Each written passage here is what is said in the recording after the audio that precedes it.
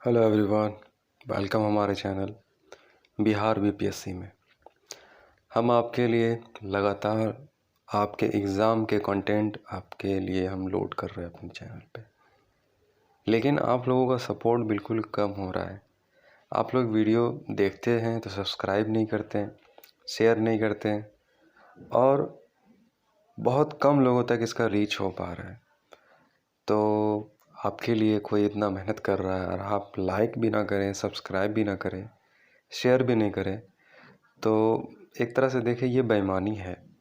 आप वीडियो को अच्छा लगे तो लाइक कीजिए, लेकिन इसमें कोई शक नहीं है कि ये जो कंटेंट हम आपको प्रोवाइड कर रहे हैं, ये कंटेंट आपके एग्ज़ाम के ओरिएंटेड है। ये कंटेंट आप बिहार बीपीएससी ही नहीं बल्कि जो भी एग्ज़ाम आप देते हैं कंपटीशन का, उस सभी एग्ज़ाम में यही सब क्वेश्चन पूछे जाते हैं। हम आपको दिखाएंगे भी, ये सब क्वेश्चन देखिए पूछा भी गया है, ठीक है।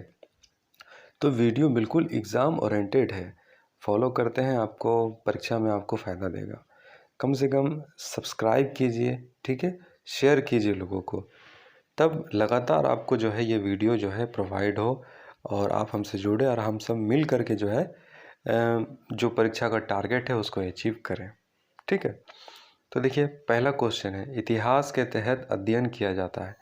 ऑप्शन 4 है, अतीत का अध्ययन किया जाता है, समाज का, शासन का, तो पर्यावरण का। तो इतिहास में हम पास्ट के बारे में पढ़ते हैं, तो ये सही जवाब यहाँ पे अतीत का हो जाएगा, ठीक है। देखिए नेक्स्ट क्वेश्चन, प्रथम यूनानी इतिहासकार कौन था? तो थ्यूसिडाइडिस, हेरोडेटस, मैनेथो, होमर। तो इसका सही जवाब आप जानते हैं कि प्रथम यूनानी इतिहासकार जिसको इतिहास का पिता भी कहा जाता है वो हेरोडोटस है, ठीक। सही जवाब इसका। नेक्स्ट क्वेश्चन है कि निम्नलिखित में से किसने स्पष्ट कहा कि इतिहास समस्त निष्कर्ष युक्ति संगत साक्ष्यों पर आधारित है? तो ये कहने वाला थ्यूसिडाइडिस था। ये सही जवाब इसका ये हो जाएगा। इसी ने कहा था कि इतिहास जो स्पष्ट निष्कर्ष और तथ्य और युक्ति संगत है। नेक्स्ट क्वेश्चन देखिएगा, द हिस्ट्रीज के रचनाकार के नाम क्या है? मतलब ये किताब किसने लिखा? तो ये किताब हेरोडेटस ने लिखा था। द हिस्ट्रीज, यहाँ ऑप्शन भी बहुत सारे हैं, मेगास्थनीज, प्लूटार्क, प्लिनी। सही जवाब ये किताब का लिखने वाला हेरोडेटस था। देखिए ये क्वेश्चन पूछा गया था आरएएस में, आरटीएस 1994 में, 1995 में, यूपीजेएससी 2018 में। तो क्वेश्चन रिपीट होता है, ऐसा नहीं है कि क्वेश्चन रिपीट नहीं होता, क्वेश्चन रिपीट होता है अलग अलग एग्जाम में। क्वेश्चन आएगा कहाँ से? आखिर जो विषय है वहीं से तो आएगा। तो क्वेश्चन को कॉपी किया जाता है, बहुत सारे एग्जाम में कॉपी हो जाता है क्वेश्चन, ठीक है। देखिए क्वेश्चन यहाँ पे, इतिहास के पिता की पदवी सही अर्थों में निम्न में से किससे संबंधित है? तो इसका सही जवाब देखिए, हेरोडेटस, यूरिपिडिस, थ्यूसिडाइडिस, सुकरात। इसका सही जवाब हेरोडेटस, ठीक है। नेक्स्ट क्वेश्चन, इतिहास अपने को दोहराता है, ये किसका कथन है? तो ये कथन कार्ल मार्क्स का है, कलहन का है, बर्नी का है, हीगल का है। सही जवाब कार्ल मार्क्स है, ठीक है। नेक्स्ट क्वेश्चन, हम इतिहास से यही सीखते हैं कि आदमी इतिहास से कभी कुछ नहीं सीखता। मतलब हम इतिहास से ये सीखते हैं कि आदमी इतिहास से कुछ नहीं सीखता। तो इसका कथन, ये किसका कथन है? ऑप्शन 4 है, Hegel, Karl Marx, J B Bury, E H Carr. तो बड़ा इंटरेस्टिंग क्वेश्चन है ये, ठीक है। तो इसका सही जवाब हीगल होना चाहिए। हाँ ये सही, हीगल ही है, हीगल ने ये कहा था, ठीक है। ये जर्मन के दार्शनिक हुआ करते थे, हीगल। किसका कथन है, समस्त इतिहास वर्ग संघर्ष का इतिहास है? तो संघर्ष से जुड़ा हुआ शब्द कौन कह सकता है? कार्ल मार्क्स है, जे बी ब्यूरी है, कॉलिंगवुड है, ई एच कार है। तो सही जवाब कार्ल मार्क्स होगा। तो ऐसे शब्द कार्ल मार्क्स ही कहता है, ठीक है। नेक्स्ट क्वेश्चन, निम्नलिखित में से कौन सा एक इतिहास के विषय में मार्क्स के दृष्टिकोण का संक्षिप्त वर्णन करता है? सीडीएस में पूछा था 2010 में। तो मार्क्स के दृष्टिकोण को वर्णन करने वाला ऑप्शन आपको बताना है। चार ऑप्शन है। इतिहास विभिन्न व्यक्तियों के बीच मुद्दों का अभिलेख है, इतिहास शोषक और शोधित वर्गों के बीच संघर्ष का सिलसिला, यही सही है। इतिहास अतीत की घटनाओं का विश्वसनीय, देखो मार्क्स के विचार को ये दूसरा वाला जो है सही स्पष्ट रूप से बता रहा है। नेक्स्ट क्वेश्चन, निम्नलिखित में से किसने द्वंद्ववाद भौतिकवाद का सिद्धांत का प्रतिपादन किया? टीजीटी 2016 में पूछा था। तो यह करने वाला व्यक्ति कौन होगा? यहाँ ऑप्शन आपके पास है। सही जवाब इसका मार्क्स होना चाहिए और ये मार्क्स ही है। ठीक है, देखिए अब हम इसका दूसरा लेते हैं, दूसरा लेवल 2 में जाते हैं। तो क्वेश्चन पूछ रहा है कि कार्ल मार्क्स ने वर्ग संघर्ष की प्रक्रिया को निम्नलिखित में से किस सिद्धांत की मदद से समझाया? ठीक है, यूपीएससी 2011 का सवाल है। देखिए कितना लेवल का क्वेश्चन आपके सामने है। आधुनिकतावाद, उदारवाद, अस्तित्ववाद, डार्विन का विकासवाद, द्वंद्ववाद, भौतिकवाद। तो जो कार्ल मार्क्स का जो संघर्ष का सिद्धांत द्वंद्ववाद, द्वंद्वात्मक भौतिकवाद के ऊपर जो है आधारित था।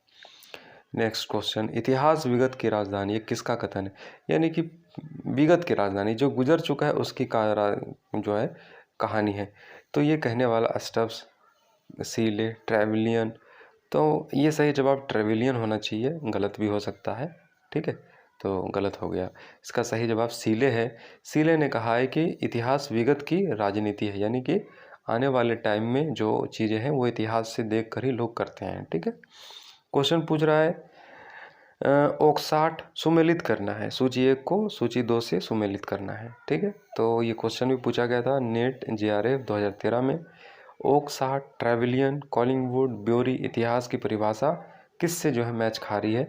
संपूर्ण इतिहास विचारों का इतिहास है। इतिहास स्वतः मात्र एक विज्ञान है जिसमें कम नहीं और उससे अधिक नहीं। सच यह है कि इतिहास में अतीत वर्तमान के साथ बदलता है और इतिहास का महत्व वैज्ञानिक नहीं है। तो यहाँ पर देखिएगा ए का 1 हो जाएगा और बी का 2 हो जाएगा और 3 का सी हो जाएगा। यही सही जवाब है। ठीक है, चलिए नेक्स्ट, किस इतिहास दर्शन शास्त्री ने कहा समस्त इतिहास समकालीन इतिहास है? तो ये कहने वाले कौन व्यक्ति हैं आपको ये बताना है। Giambattista Vico, Benedetto Croce, Oswald Spengler, August Comte. तो इसका सही जवाब होना चाहिए बेनेडिक्टा क्रोचे। यही सही जवाब है। इतिहास अतीत एवं वर्तमान के बीच अंतरहीन वार्ता है, ये किसने कहा? तो ये बिहार जुडिशरी सर्विस 2016 में पूछा था, जेआरएफ 2016 में पूछा था। तो ये सवाल जो है पूछा गया था। तो इसका सही जवाब आपका हो जाएगा वी.ए. स्मिथ। ठीक है, नहीं, इसका सही जवाब था E.H. कार। ठीक है, देखिए मुझसे भी गलती हो रही है। तिथियों के साथ प्रयुक्त होने वाला बीसी को आप जानते हैं, ईसा के जन्म के पहले के जो डेट होता है उसके लिए बीसी लिखा जाता है। तो जाहिर सी बात इसका सही जवाब बिफोर क्राइस्ट होगा। ठीक है, बिफोर क्राइस्ट इसका सही जवाब होगा। और पूछ रहा है कि तिथियों के साथ प्रयुक्त होने वाले एडी का पूर्ण रूप, एडी को आप जानते हैं ईसा के जन्म के बाद के लिए इस्तेमाल होता है जिसको एनो डोमिनी कहा जाता है। ठीक है, इसका सही जवाब एनो डोमिनी हो जाएगा। और ये भी सवाल जो है पूछने वाला सवाल है। वर्ष 50 ईसा पूर्व कितना हो जाएगा?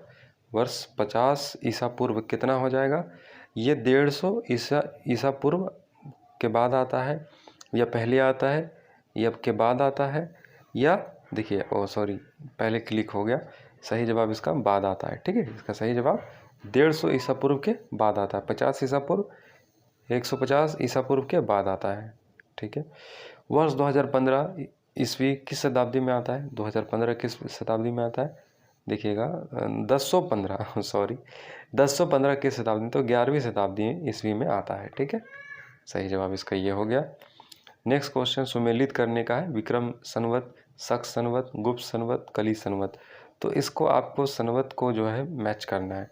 तो विक्रम संवत, गुप्त संवत, शक संवत, कली संवत।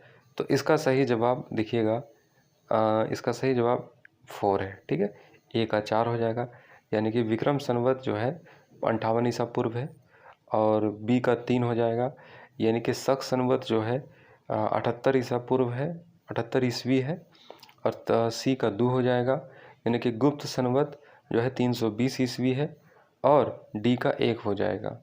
कली संवत 3102 ईसा पूर्व है। ठीक है, ये हो गया सही जवाब। चलिए लेवल 3 में जाते हैं हम। लेवल हमारा 3 हो जाएगा। विक्रम संवत प्रारंभ हुआ, ये 2004 आरआरबी में पूछा गया था। तो ये विक्रम संवत 58 ईसा पूर्व, शायद यही जवाब सही है। ठीक है, नेक्स्ट, शक संवत का प्रारंभ किस सम्राट के शासनकाल में 78 ईस्वी में हुआ था? बहुत सारे एग्जाम में पूछा गया है। देखिए आपके सामने कितने एग्जाम की लिस्ट है, ये क्वेश्चन पूछे गए हैं। तो शक संवत का स्टार्ट करने वाला जो है कनिष्क हुआ करता था। ठीक है, पहले इसी ने स्टार्ट किया। भारत का राष्ट्रीय पंचांग किस संवत पर आधारित है? तो ये शक संवत पर आधारित है। राष्ट्रीय पंचांग, नेशनल कैलेंडर शक संवत के ऊपर, भारत का शक संवत के ऊपर आधारित है। नेक्स्ट क्वेश्चन, गुप्त संवत को प्रारंभ करने का श्रेय दिया जाता है किसको? ये दिया जाता है हमारे चंद्रगुप्त वन को दिया जाता है। सही जवाब यही है, गुप्त संवत को चंद्रगुप्त वन ने प्रारंभ किया था। चंद्रगुप्त प्रथम ने गुप्त संवत का प्रारंभ किस उपलक्ष्य में किया था? अपने राज्यारोहण के स्मारक के रूप में किया था। इसका सही जवाब, जब ये राज्यारोहण जब कर रहे थे तो इन्होंने ये संवत का जो है प्रारंभ किया था। नेक्स्ट क्वेश्चन, निम्न कथनों पर विचार कीजिए, नीचे दिए गए कोटों से सही उत्तर चुनिए। विक्रम संवत 58 ईसा पूर्व से आरंभ हुआ, शक संवत 78 से आरंभ हुआ, गुप्त संवत 319 से आरंभ हुआ, भारत में मुसलमान शासन का युग 1191 से शुरू हुआ। यूपीपीसीएस 2011 में पूछा था और इसका सही जवाब 1, 2, 3 हो जाएगा। ठीक है, 1, 2, 3, 4 सही नहीं है, 1, 2, 3। हर्षवर्धन ने 606 ईस्वी में हर्ष संवत की स्थापना किस उपलक्ष्य में की थी? तो ये भी अपने राज्यारोहण के उपलक्ष्य में किया था। अपने राज्यारोहण के उपलक्ष्य में हर्षवर्धन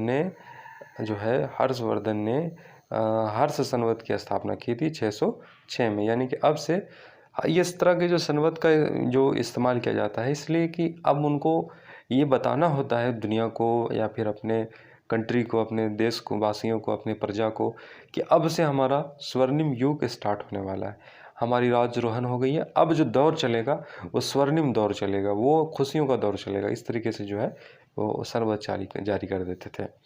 निम्नलिखित में वो कौन सा संवत है जो कलचुरियों द्वारा प्रयुक्त किया जाने के कारण कलचुरी संवत भी कहलाता है? तो कलचुरी संवत कहलाने वाला कौन संवत है? त्रिकुटक संवत। ठीक है, इसका सही जवाब यही है। चालुक्य विक्रम संवत का प्रचलन किसने किया? तो ये विक्रमादित्य 4, सोमेश्वर 1, तालप 2, सोमेश्वर 2, तो विक्रमादित्य ने किया था, इसका सही जवाब है।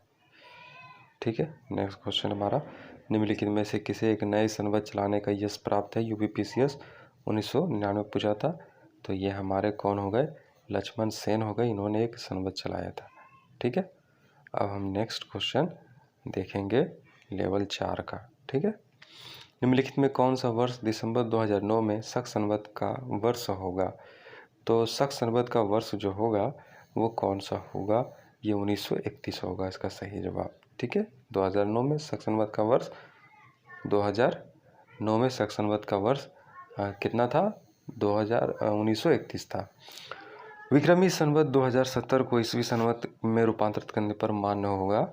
ये 2070 होगा। ठीक है, सॉरी 2013 होगा, सॉरी थोड़ा मिस्टेक हो गया। नेक्स्ट क्वेश्चन हमारा देखिए, विक्रम एवं शक संवत के आरंभ के बीच कितने वर्षों का अंतर है? तो ये 135 वर्षों का अंतर है। विक्रम और शक संवत के बीच में 135 वर्षों का अंतर है। ये सवाल पूछा गया था। पुलकेशिन वन की बादामी अब शिलालेख शक वर्ष 465 का दिनांकित है। यदि इसे विक्रम संवत में दिनांकित करना है तो वर्ष हो जाएगा आपका कितना? ये पूछ रहा है, ये हो जाएगा वर्ष 330 नहीं 600 होगा। इसका सही जवाब 600 है। कैलेंडर में विक्रम संवत 2063 लिखा हुआ है, तो शक संवत क्या होगा? बड़ा इंटरेस्टिंग सवाल पूछ रहा है। ठीक है, तो ये हो जाएगा 1908।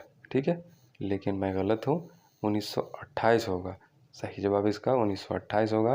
कुछ क्वेश्चन मुझसे भी गलती हो रही है। ठीक है, अब देखिए, पुरातत्व में स्तर विन्यास पद्धति निम्नलिखित में से किसको समझने के लिए प्रयुक्त किया जाता है? यूपीएससी 2011 में पूछा था।